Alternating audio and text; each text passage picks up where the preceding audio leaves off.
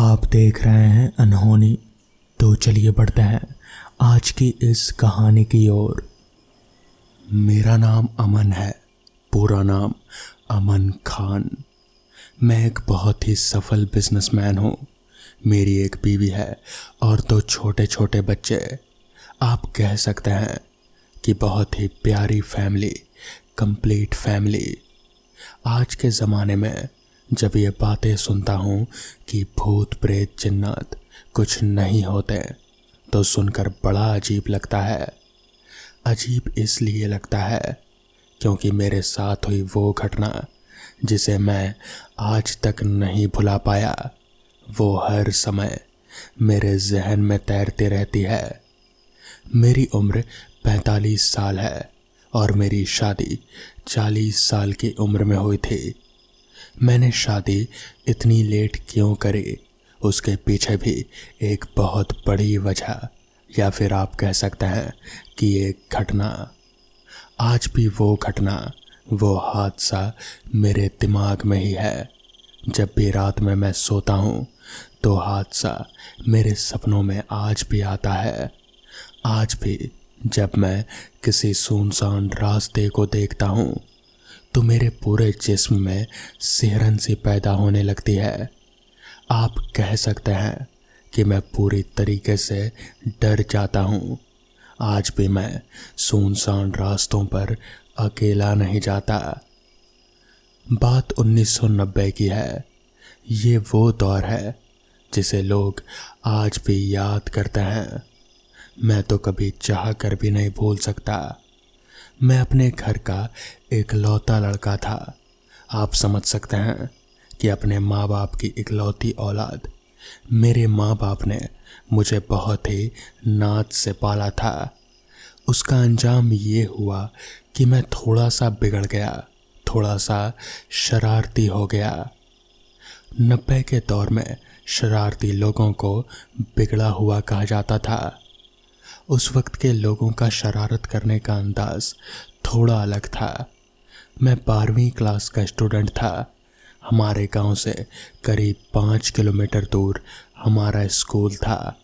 हमारे अब्बा ने हमें एक साइकिल ला कर दी थी और मैं उसी साइकिल से 5 किलोमीटर का सफ़र करके स्कूल जाया करता था। इम्तिहान यानी कि एग्ज़ाम सर पर थे और मुझे फर्स्ट आना था। उस वक्त इंटर के बाद बहुत कम लोगों को मार्क्स अच्छे मिला करते थे। हमारे मास्टर जी ने कहा कि हमसे ट्यूशन ले लो, क्योंकि मेरा गणित थोड़ा कमज़ोर था। मगर मास्टर जी के घर और हमारे घर का करीब 10 किलोमीटर का फासला था। हमारे मास्टर जी ने ही ट्यूशन के बारे में हमारे माँ बाप से बात करी और फैसला ये हुआ कि कल से मैं मास्टर जी के घर पर ट्यूशन पढ़ने जाऊंगा। मेरा रोज़ का मामूल बन गया था। मास्टर जी के घर पर ट्यूशन पढ़ने जाने लगा। मगर जब पहले दिन मेरी अम्मी ने मुझसे कहा, बेटा एक जो रास्ता गांव के दाएं तरफ से होकर जाता है जंगल का, उस रास्ते पर कभी मत जाना। गांव के लोग वहां जाने से कतराते थे। मेरे दिल में ये उत्सुकता पैदा हो गई कि उस सुनसान इलाके में ऐसा क्या है। मगर मैंने अम्मी की हाँ में हाँ मिलाई। ठीक है, अभी मैं उस रास्ते से नहीं जाऊंगा, आप जहाँ से कहोगी मैं वहीं से जाऊंगा। और मैं रोज़ जाने लगा। मगर दिक्कत ये थी कि मास्टर साहब बहुत देर तक पढ़ाते थे, इसलिए इम्तिहान सर पर थे। आते आते रात हो जाया करते थे। एक दिन मेरे दिल में ख्याल आया, क्यों ना उस दूसरे रास्ते की तरफ से एक बार ट्राई मारा जाए, शायद वो रास्ता शॉर्टकट हो। वो मेरी ज़िंदगी की सबसे बड़ी गलती साबित हुई, जिसमें मेरी ज़िंदगी बदल गई। आज भी मैं सोचता हूँ कि क्यों मैं उस रास्ते पर गया था। आज भी मैं सोचता हूँ कि मुझे उस रास्ते पर नहीं जाना चाहिए था। जब भी मैं मास्टर जी के पास ट्यूशन पढ़ने जाया करता था तो हमेशा मेरे दिल में उत्सुकता रहती थी, आखिर क्यों अम्मी उस रास्ते पर जाने से मना करती है। नौजवानों की उम्र थी।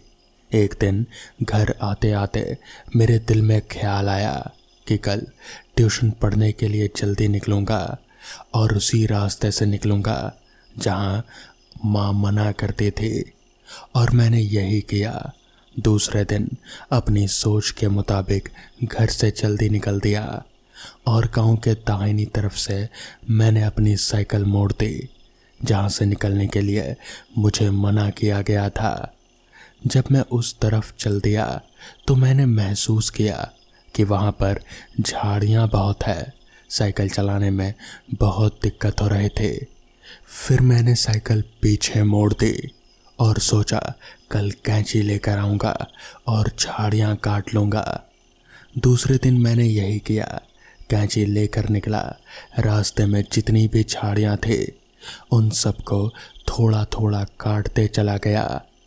ये देखकर मैं हैरान हो गया कि वहाँ से मास्टर जी के घर का रास्ता बहुत कम था।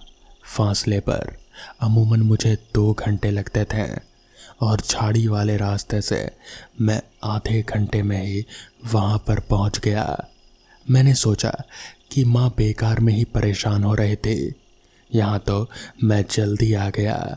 मैंने सोचा गांव के लोग 1 नंबर के बेवकूफ़ हैं। वो यहाँ से आने की वजह लंबे रास्ते से होकर आते हैं और इस रास्ते पर बेवजह ही डरते हैं। मैंने तो ऐसा कुछ नहीं देखा। वो एक सीधा रास्ता था। मास्टर जी मुझे देखकर चौंक गए। बोले कि मैं बड़ा जल्दी आ गया, तो मैंने उनसे झूठ बोल दिया कि मैं आज घर से जल्दी निकल आया। फिर मेरा रोज का मामूल हो गया। मैं उसी रास्ते से जाने लगा। अब तो मुझे वहाँ पर जाते हुए मज़ा आने लगा था। गाना गाते हुए अपनी ही धुन में बहुत तेज़ी से साइकिल चलाता हुआ चुपचाप निकल जाता। मगर एक रोज़ की बात है, उस दिन गर्मी बहुत तेज़ थी और मैं उसी रास्ते से निकल कर जा रहा था। प्यास बहुत तेज़ लग रहे थे मगर पानी नहीं था। ऊपर से गर्मी भी बहुत लग रहे थे। एक तरफ मैंने एक पेड़ देखा, सोचा कि थोड़ा सुस्ता लूं।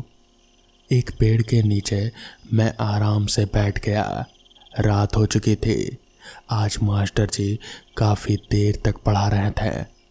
मैंने सोचा जल्दी ही पहुंच जाता हूं। कौन सा मास्टर जी या फिर घर वाले शक करेंगे।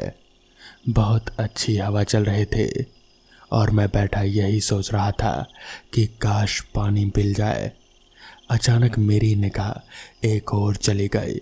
मुझे अपनी आंखों पर यकीन नहीं हुआ। जिस पेड़ के नीचे मैं बैठा था उसके ठीक सामने एक घर बना हुआ था, बहुत पुराना सा। मैंने सोचा इतने दिन से मैं यहाँ से आ रहा हूँ, मुझे घर पहले क्यों नहीं दिखाई दिया। लेकिन मैंने ज़्यादा ध्यान नहीं दिया। अंधेरे की वजह से ज़्यादा कुछ दिख नहीं रहा था। सोचा कि शायद मेरा ध्यान ना गया हो। जब घर देखा तो दिल में एक और उत्सुकता पैदा हो गई। क्या इस सुनसान इलाके में कौन रहता होगा। शायद कोई फैमिली हो, शायद कोई और हो हमारे ही गांव का। अगर कोई लड़का होगा तो उससे मेरी दोस्ती हो जाएगी। ये सोचकर ही मेरे कदम उस घर की ओर मुड़ गए। मुझे पता ही नहीं चला। घर के दरवाजे पर जब मैं पहुंचा तो थोड़ा सा नर्वस हो गया। सोचा कि हो सकता है घर में कोई ना हो। सोचा कि शायद उस घर में कोई लड़की वगैरह होगी और उसके अब्बा काम पर गए होंगे। अगर आ गए तो मुझे देखकर क्या सोचेंगे। फिर सोचा प्यास तो बहुत तेज लगी है। कोई भी हो या कोई ना भी हो, पानी मांगने में कोई दिक्कत नहीं। ये सोच ही रहा था कि ऐसा लगा कि जैसे कोई मेरे पास से बहुत तेज़ी से निकला। क्योंकि मैं सोच रहा था, उसके अचानक निकल जाने पर मैं पूरी तरह से डर गया। जब मैंने देखा कि वो सिर्फ एक काली सी बिल्ली थी जो दरवाजे के पास से थोड़ी सी खिड़की लगी थी जो टूटी हुई थी, उसी में से घर के अंदर घुस गई। फिर मुझे अपने आप पर ही हंसी आ गई कि मैं बिल्ली से डर गया। हिम्मत करके मैंने वो दरवाज़ा खटखटाया पर कोई आवाज़ नहीं आई। फिर मैंने आवाज़ लगाई, घर पर कोई है? मुझे एक गिलास पानी पिला दें, मुझे बहुत तेज प्यास लगी है। और जो आवाज़ आई तो मुझे यकीन नहीं हुआ। वो बहुत ही सुरीली किसी लड़की की आवाज़ थी। उसने कहा, घर पर कोई नहीं है। मेरी समझ में नहीं आ रहा था कि मैं क्या बोलूं, क्योंकि मैं जवान था। लड़की की आवाज़ सुनकर और उत्सुकता पैदा हो गई। शायद वो बहुत खूबसूरत होगी। मैंने फिर आवाज़ लगाई, मुझे सिर्फ एक गिलास पानी पिला दें, मैं चला जाऊंगा। कुछ देर बाद उसकी आवाज़ आई, रुकिए, मैं आपको पानी पिलाती हूँ। थोड़ी देर बाद दरवाज़ा हल्का सा खुला और एक बहुत खूबसूरत सा हाथ पानी का गिलास लिए मेरे सामने हाजिर थे। उसने चेहरा नहीं दिखाया। मैंने गिलास ले लिया और पी लिया। मेरी हैरानी का कोई ठिकाना नहीं था। वो हाथ इतना खूबसूरत, इतना गोरा था कि अंधेरे में भी चमक रहा था। मैंने पानी पिया तो मुझे एहसास हुआ कि ये पानी कुछ अजीब सा है। उसकी गंध थोड़ी अजीब सी है और थोड़ा चिपचिपा सा है। मुझे समझ नहीं आया कि आखिर ये क्या है। अंधेरे में उस गिलास के नीचे कुछ नज़र भी नहीं आ रहा था। मैंने वो गिलास झुकाकर अपने हाथ में थोड़ा सा पानी लिया तो मेरी हैरानी का कोई ठिकाना नहीं रहा, क्योंकि वो पानी नहीं बल्कि लाल लाल खून था। मैंने गिलास वहीं फेंक दिया। तभी अचानक से दरवाज़ा पूरा खुला और वो खूबसूरत हाथ जिसका था, मुझे उसका चेहरा नज़र आया। वो चेहरा मैं आज तक अपनी ज़िंदगी में कभी नहीं भूल सकता। वो जो कुछ भी था वो इंसान तो नहीं था। उसकी आंखें बिल्कुल लाल थीं और चेहरे पर पूरी तरह से कीड़े रेंग रहे थे। सिर पर बाल आधे जले हुए और चिपके हुए थे। बस वो हाथ ही था जो थोड़ा खूबसूरत था। मुझे कुछ समझ नहीं आ रहा था कि अब ये क्या भला है। मैं समझ गया था कि अगर मैं यहाँ यूं ही पड़ा रहा तो फिर मेरी जान जाएगी। मैं जल्दी से ज़मीन पर से उठा और गिरते पड़ते भागते हुए अपनी साइकिल के पास आया और जैसे तैसे अपनी साइकिल लेकर भागते भागते घर पहुंचा। घर पहुंचकर मैंने सबको पूरी बात बता दी। मैं इतना डरा हुआ था कि मैं अपने अंदर उस चीज़ को रख नहीं सका। जिसके बाद पहले तो घर वालों ने मुझे बहुत डांट फटकार लगाई और फिर बताया कि दरअसल उस रास्ते पर उस चुड़ैल का वास है। वो उसी झोपड़ी में रहती है और लोगों को मार डालती है। जो भी उस रास्ते से गुजरते हैं वो उनको अपना शिकार बनाती है। वो तो तुम्हारी किस्मत अच्छी थी जो तुम्हारे गले में मौलवी साहब का दिया हुआ वो ताबीज़ था, वरना पता नहीं आज क्या हो जाता। उस दिन के बाद से मैंने उस रास्ते से जाना ही छोड़ दिया। मगर वो चेहरा, वो पूरा घटना मेरे दिमाग में जैसे बैठ सा गया और ये काफ़ी सालों तक चला। मैं बहुत ही परेशान सा रहने लगा था। रातों को नींद नहीं आते थे। मगर फिर धीरे धीरे सब कुछ पहले जैसा हो गया। तो दोस्तों, ये थी आज की पहली कहानी। तो चलिए बढ़ते हैं आज की दूसरी कहानी की ओर। किसी कब्रिस्तान में जहाँ लोगों का ज़्यादा आना जाना नहीं होता, वहाँ ज़िंदगी और मौत एक अजीब खेल खेलती है। ऐसी जगह पर लोग कम ही जाते हैं या वो जगह बंद ही होती है, तब इन जगहों पर कुछ शैतानी ताकतें अपना कब्जा जमा लेती हैं। इन बुरी और शैतानी आत्माओं को इस बात से कोई फर्क नहीं पड़ता कि तुम किस जाति या धर्म से हो। उनको ये बात से फर्क पड़ता है कि तुम इंसान हो, और इस वजह से वो शैतानी ताकतें इंसान को बहुत तकलीफ पहुंचाती है। ये बात उस वक्त की है जब मुझे और मेरे दोस्त को इन सारी बातों पर बहुत ही रोमांच आता था। इन कहानियों को सुनने में बड़ा मज़ा आता था। तो इस सिलसिले में मेरे दोस्त ने मुझे मिलने के लिए बुलाया, तो मैंने कहा, तेरे घर पर आऊँ या बाहर मिलना है?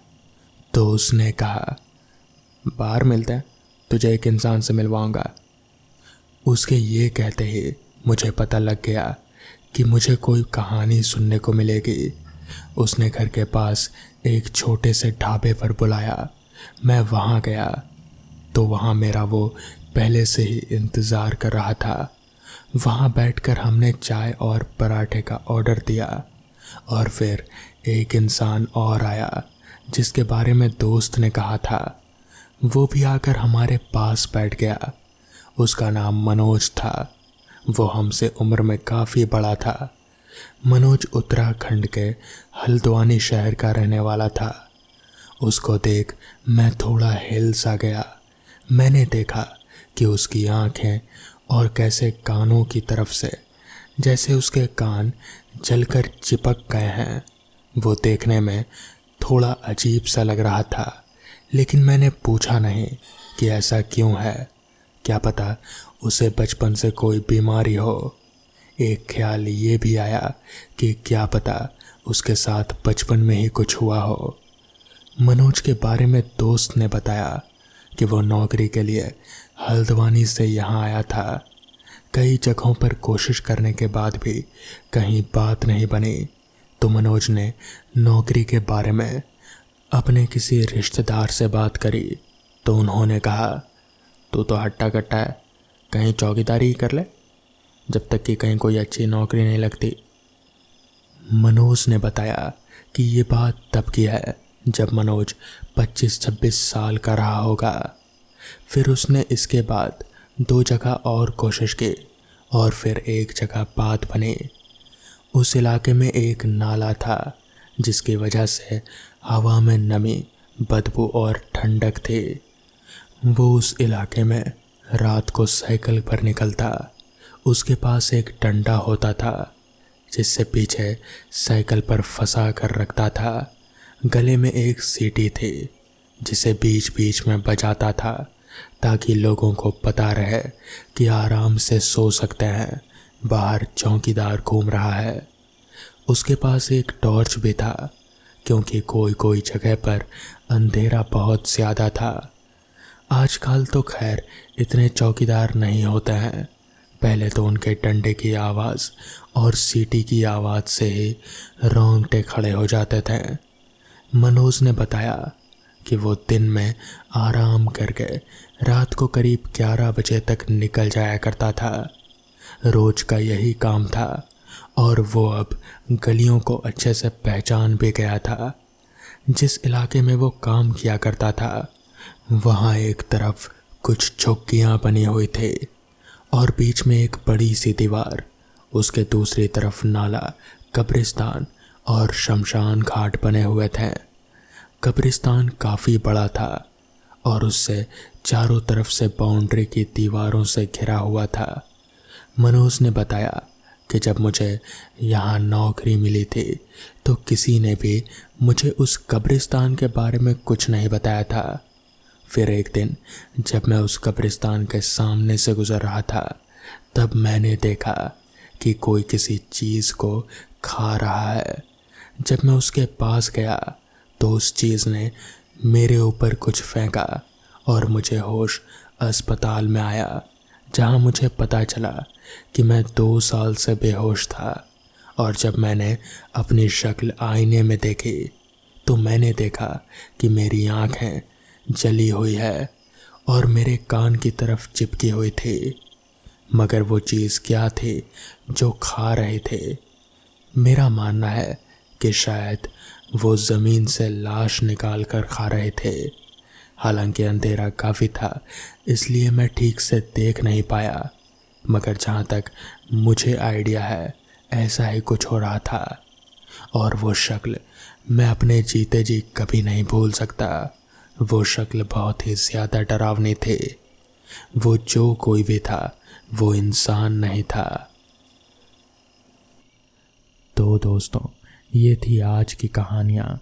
अगर आपको ये कहानियाँ पसंद आई हो तो वीडियो को लाइक और चैनल को सब्सक्राइब करना ना भूलें। तो मैं आपका दोस्त आर्यन जल्द ही मिलूँगा आपसे ऐसी ही नई कहानियों के साथ। तब तक के लिए अपना ख्याल रखें।